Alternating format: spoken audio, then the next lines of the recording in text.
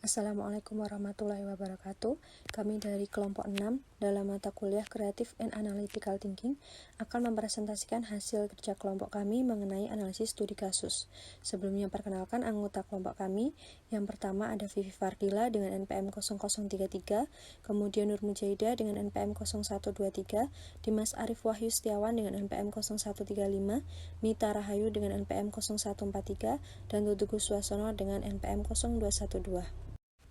Kasus yang pertama berjudul Menghadapi Masa Resesi 2023 yang diterbitkan pada tanggal 7 Desember 2022 oleh Kompasiana Blogging. Hasil analisisnya adalah dalam paragraf resesi adalah keadaan di mana ekonomi dunia mengalami penurunan dan juga bisa menyentuh negatif dalam 2 kuartal berturut-turut. Resesi juga terjadi karena pandemi COVID-19. Resesi ditandai dengan produksi dan konsumsi yang tidak seimbang dan juga menurunnya lapangan pekerjaan yang tersedia. Resesi menyebabkan dampak negatif dalam kehidupan bermasyarakat. Tak hanya Indonesia, rupanya yang diramalkan akan mengalami resesi, namun juga perekonomian global akan mengalami resesi, yaitu pada tahun 2023. Dalam paragraf ini terdapat kalimat induktif, pola negasi, dan juga konjungsi. Kalimat di atas termasuk ke dalam kalimat induktif, di mana terdapat kesimpulan secara khusus ke umum, yakni kalimat pertama yang merupakan kalimat kesimpulan khusus dan dilanjutkan dengan kalimat kedua hingga terakhir sebagai kesimpulan umum. Selanjutnya, kata tak dalam kalimat ketiga menunjukkan adanya pola negasi. Selain itu, juga terdapat konjungsi karena mengandung kata sambung dan di dalam kalimat pertama. Indonesia diramalkan mengalami resesi pada tahun 2023. Adanya kemungkinan Indonesia akan menghadapi resesi pada tahun itu, masyarakat Indonesia tidak perlu risau. Karena berbagai komoditi yang dihasilkan bangsa ini sudah cukup menguatkan sektor ekonomi dan menyelamatkan Indonesia dari resesi. Melihat dari sisi pertumbuhan ekonomi, Indonesia saat ini pun juga cukup stabil. Kalimat di atas termasuk ke dalam kalimat deduktif, di mana terdapat kesimpulan secara umum ke khusus. Kalimat pertama dan kedua merupakan kalimat kesimpulan umum, yang dilanjutkan dengan kalimat terakhir sebagai kesimpulan khusus. Selain itu, juga terdapat konjungsi karena mengandung kata sambung dan di dalam kalimat kedua. Kata tidak pada kalimat kedua menunjukkan adanya pola negasi. Kalimat di atas juga menunjukkan adanya pola kausalitas, yakni terdapat pada kalimat karena berbagai komoditi yang dihasilkan bangsa ini sudah cukup menguatkan sektor ekonomi. Sehingga akibatnya adalah Indonesia akan lolos dari adanya resesi ekonomi. Dengan hal ini, pemerintah harus bergerak menyiapkan langkah-langkah dengan tepat, guna untuk menyelamatkan Indonesia dari lubang hitam krisis ekonomi. Diharap masyarakat tidak panik akan krisis ekonomi karena Indonesia juga memiliki 9 sektor pangan yang cukup akan sampai tahun depan. Sebab saat resesi global dan harga-harga barang meningkat, Direktur Eksekutif Sagara Institut Peter Abdullah Rejalam mengatakan stok energi maupun pangan di dalam negeri masih akan tetap tersedia. Selain beliau, Kepala Badan Pangan Nasional juga mengatakan bahwa Indonesia tidak akan mengalami resesi pangan karena 9 sektor yang masih cukup untuk memenuhi kebutuhan pangan Indonesia. Kalimat di atas menunjukkan adanya pola kasualitas, yakni terdapat pada kalimat guna menyelamatkan Indonesia dari lubang hitam krisis ekonomi. Kalimat tersebut menunjukkan adanya akibat dari pemerintah yang harus bergerak menyiapkan langkah-langkah dengan tepat. Selain itu, kalimat di paragraf kedua juga menunjukkan pola kausalitas yang terdapat pada kalimat. Selain beliau, Kepala Badan Pangan Nasional juga mengatakan bahwa Indonesia tidak akan mengalami resesi pangan. Kalimat tersebut menunjukkan adanya akibat dari karena 9 sektor yang masih cukup memenuhi kebutuhan pangan Indonesia. Adanya kata tidak pada kalimat terakhir paragraf kedua menunjukkan adanya pola negasi. Lalu dilanjut ke kasus yang kedua, yaitu Sahroni dorong kasus ayah KDRT ke anak di Jaksel tak diselesaikan damai. Berita ini dikutip oleh Detik News pada hari Sabtu tanggal 24 Desember 2022 pukul 09.25 waktu Indonesia Barat. Polisi menyebut ada unsur pidana dalam kasus kekerasan dalam rumah tangga atau KDRT yang dilakukan oleh inisial RIS kepada mantan istri dan kedua anaknya. Kasus itu pun sudah masuk tahap penyidikan. Wakil rakyat di Komisi Hukum DPR mendorong polisi agar tak menyelesaikan kasus KDRT ini secara damai. Hal tersebut diungkap oleh Wakil Ketua Komisi 3 DPR Rakyat Indonesia Ahmad Sahroni. Dia akan mengawal ketat penanganan kasus KDRT yang sebelumnya viral di media sosial ini. Saya sejak pertama kali melihat videonya langsung memutuskan untuk mengawal ketat kasus ini. Saya imbau kepada pihak kepolisian jangan sampai kasus ini diselesaikan secara damai, karena ini berpotensi memberikan presiden dan contoh buruk bagi yang lain, kata Sahroni kepada wartawan pada hari Jumat tanggal 23 Desember 2022. Penyelesaian kasus secara damai lazim dimaknai sebagai penyelesaian perkara dengan cara melupakan tindak pelanggaran hukum lewat kesepakatan pihak-pihak yang berperkara. Penyelesaian damai pada umumnya meninggalkan proses hukum terhadap tindak pidana yang sebelumnya sudah hendak ditempuh. Sahroni menyebut kasus KDRT yang dilakukan terduga pelaku harus ditangani secara serius. Menurutnya, proses hukum perlu ditegakkan demi membuat efek jerah bagi pelaku. Kasus ini harus diselesaikan secara serius agar memberikan efek jerah bagi pelaku-pelaku lain yang yakin tidak sedikit jumlahnya, ucapnya. Dia juga mengimbau agar korban tidak takut menghadapi segala bentuk intimidasi selama proses hukum berjalan. Saya imbau kepada korban agar tidak takut dan terintimidasi, tegasnya.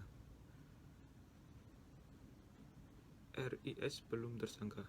Kasus KDRT yang dilakukan oleh RIS kepada mantan istri dan kedua anaknya masuk tahap penyidikan. Polisi menyatakan ada unsur pidana terkait kasus yang dilaporkan mantan istri RIS itu, namun RIS belum ditetapkan sebagai tersangka. Masih saksi terlapor, tapi ini sudah periksa yang lain, kita sudah periksa orang lain, kata Kasih Humas Polres Metro Jakarta Selatan AKP Nurma Dewi 1 dihubungi Detikcom pada Jumat tanggal 23 Desember. Kasus tersebut lebih ditingkatkan ke tahap penyidikan. Polisi menemukan unsur pidana dalam laporan KDRT ayah hajar anak itu. Ada unsur pidana, kalau sudah naik sidik sudah unsur pidana, kata Nurma. Nurma melanjutkan, RIS terancam dijerat dengan 2 pasal, yakni pasal 76C UU 35 tahun 2014 dan pasal 44 ayat UU PKDRT.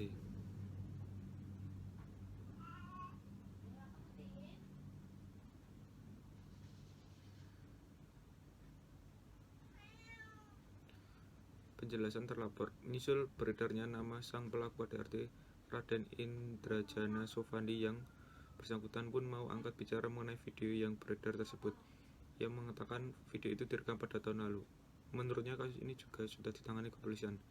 Sebetulnya hal ini sudah ditangani pihak kepolisian dan saya sudah bertemu dengan pihak kepolisian, katanya saat dihubungi Detikcom. Ia memberikan pembelaan berkaitan dengan video itu.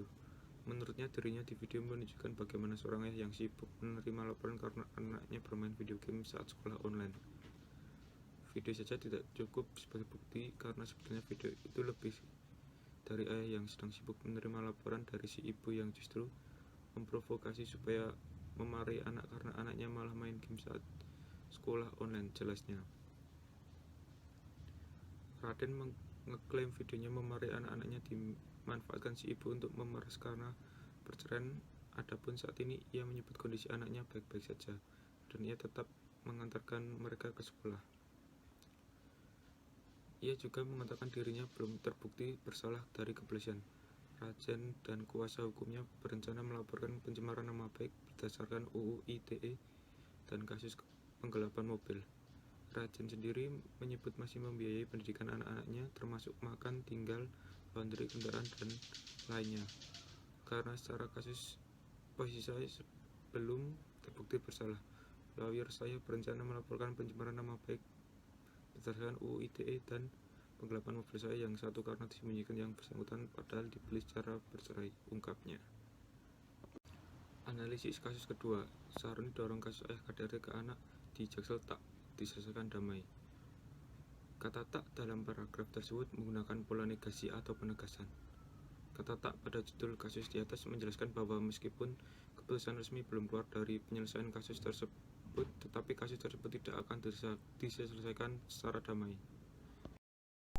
Baik, selanjutnya RIS belum tersangka. Kasus KDRT yang dilakukan oleh RIS kepada mantan istri dan kedua anaknya masuk tahap penyidikan. Polisi menyatakan ada unsur pidana terkait kasus yang dilaporkan mantan istri RIS itu.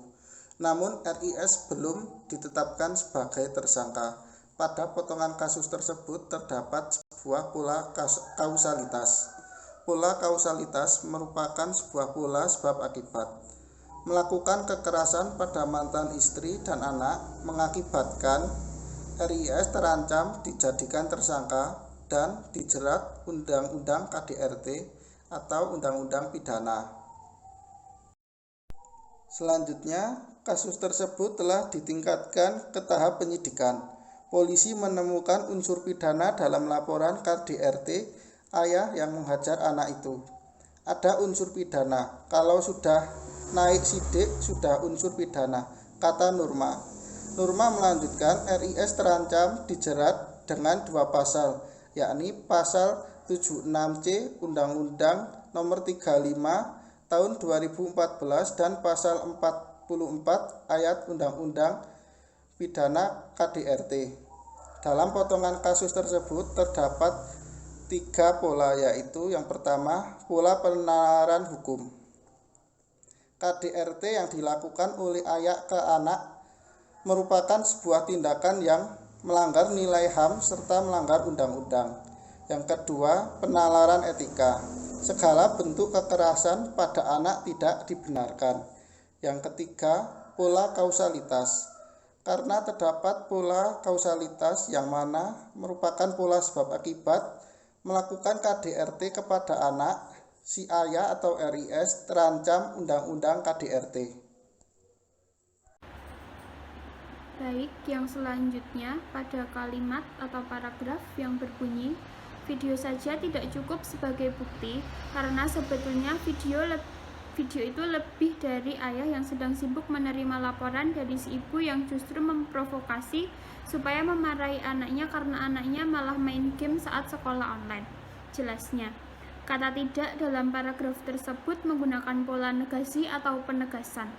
Penggunaan kata tidak pada kalimat ini merupakan penegasan bahwa satu bukti video saja belum cukup untuk menyimpulkan bahwa tindakan si suami tersebut adalah tindak kekerasan. Kemudian untuk paragraf yang terakhir yaitu berbunyi, karena secara kasus polisi saya belum terbukti bersalah. Lawyer secara berencana melaporkan pencemaran nama baik berdasarkan UU ITE dan penggelapan mobil saya yang satu karena disembunyikan yang bersangkutan padahal dibeli setelah bercerai, ungkapnya. Dalam paragraf ini terdapat pola kausalitas dan penalaran hukum. Menggunakan pola kausalitas karena kalimat tersebut menunjukkan pola sebab akibat. Karena si mantan istri melakukan pencemaran nama baik terhadap mantan suaminya karena belum ditetapkan sebagai tersangka, juga si mantan istri melakukan penggelapan mobil, maka sebagai akibatnya akan dilaporkan ke polisi oleh si mantan suami. Kemudian terdapat penalaran hukum yaitu pencemaran nama baik dan penggelapan yang mana bisa diancam dengan undang-undang tindak pidana. Demikian presentasi dari kelompok kami. Apabila masih banyak kurangnya, mohon maaf. Wassalamualaikum warahmatullahi wabarakatuh.